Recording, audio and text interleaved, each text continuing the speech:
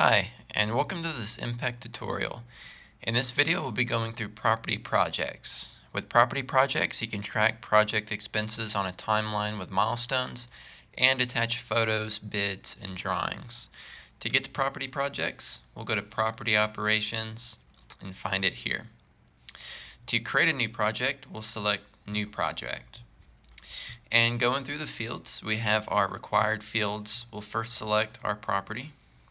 We'll select the origin date as today, and the project description is just going to be a description of what the project is. So we will say restroom renovation. Everything else is optional except for the project lead. Kind of going through the fields here. You have your category, which this just categorizes what the project is. This list is modifiable. Towards the end of the tutorial today, I'll take you to the program where you can customize this list. But we will just say, property issues. You can check if it's capital expenditure or not. Priority, if it is high priority project. Medium, we'll just keep it at medium. Actual budget, we will say 10,000. Created by Andrew Harris, reference number. Project lead is going to be who's responsible for the project, like who's leading the project. So it will list some impact users here, but if they're not on this list, you can always manually add them in there. Expected completion date, we'll say by March 1st next year. Any kind of additional information. And then you have the status, if it's identified or if it's in progress, if you're currently working on it. We will just leave it as identified. Once we save it, we have our project created. And from this point, all of the activity is really going to be summed up in the description here. So you have the print to print out the project, your timeline, which allows us to add like our work orders, our notes, expenses, things like that. Attachment, so we can add attachments to the project, and the reminder. So if you wanted to be reminded of this project on a certain day, you can create that reminder there. But let's go to our timeline. Our timeline is really where all the action happens on a project. So when we click into our timeline, we can see we have some options here. First is going to be notes, and this allows us to add just any sort of note to the project. So I'll just say, project was created 12/9. And so when I add my note, it's going to appear there. And when I add a milestone, it's going to do the same thing.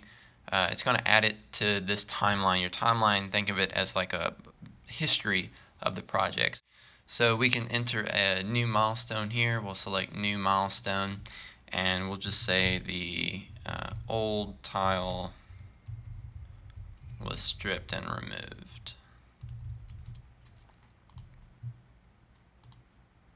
And we see it gets added to the timeline here. So you can kind of get an idea when you add a note, when you add any of these things, it kind of gets ordered as a list here. And just kind of going through the other options, you have email, so you can email this project to another user so that they can keep up with what's going on with it. So you can see you can add like any kind of user. You can also CC other people. So if you wanted to include like maybe their boss or anything like that. Work orders, you can create work orders from a project. You can create multiple work orders. The benefit of that is when you go to the open work order screen, when you look at those work orders, it's going to say project 1 on it. So that way you know if that work order is attached to that project. Expenses is for your vendor worksheets so that you can include line items, expenses that you get from the vendors for the work. Attachments, you can upload any sort of attachment. Update allows you to update the project, and all projects goes back to our property project program. At this point, all you really have to do is just update the timeline as the project goes along. Like I said, this is where all the action happens. So as the project goes along, you're going to be adding work orders, expenses, notes, milestones.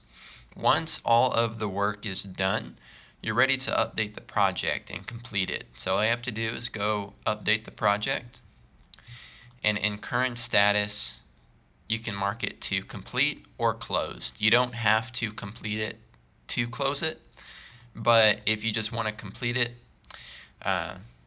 it's going to ask me to add a completion date, so you won't be able to complete it or close without it. We'll just say, we'll forward in time. We'll say we were ahead of schedule. We finished on the 12th. And so I completed the project. We see it is still here on the property project screen. So this way someone can review it. They can just double check everything. When you're ready to completely close it out, you just go back in, select closed, and there we go. Once you close a project, it gets taken out of the main screen here, but you can always go to advanced filter and you can search for just closed projects, anything you need there. And just kind of recapping, that's really all you need to do with the property projects. You just create the project, update the timeline, and once all the work is done, you can complete and close the project. As I mentioned at the beginning, you do have the option to include project categories, and that's going to be in this program here. So you can update this list easily. You can just select the X to delete it. If it's grayed out, that means that category is being used on a project. So to add a category, you just select new project category, enter whatever category you would like, and it's going to add it to this list. Then you would be able to use it on any project that you create, or any existing project you can update the category. And that concludes this Impact tutorial.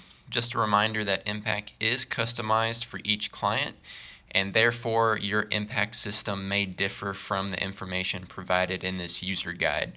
For further questions, you're always welcome to contact us at support@impactsolutions.com or submit a support request in the Impact system. We're always happy to help in any way we can.